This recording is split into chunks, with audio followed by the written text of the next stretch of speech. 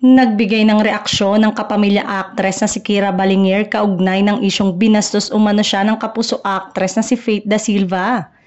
Kaugnay ito ng guest appearance ni Kyra at ng kapwa niya Pinoy Big Brother Celebrity Collab Edition evictee na si Charlie Fleming sa GMA7 Morning Variety Show na TikTok Lock.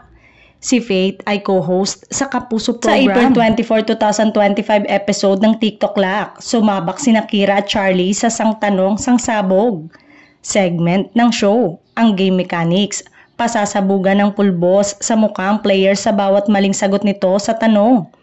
Sumalang si Kyra sa game kung saan 2 beses siyang nasabugan ng pulbos sa muka dahil sa maling sagot.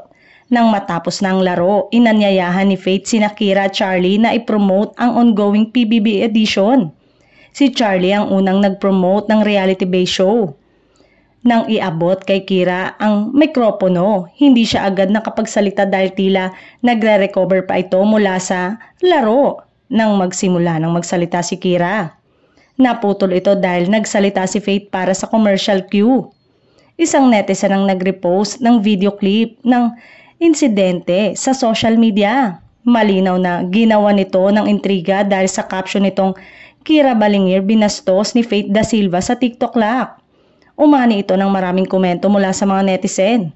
Daang-daang netizen ang nag-comment sa video post pero mas nangibabaw ang batikos kay Faith. Marami ang hindi nagustuhan ng biglang pagsabat ng kapuso actress.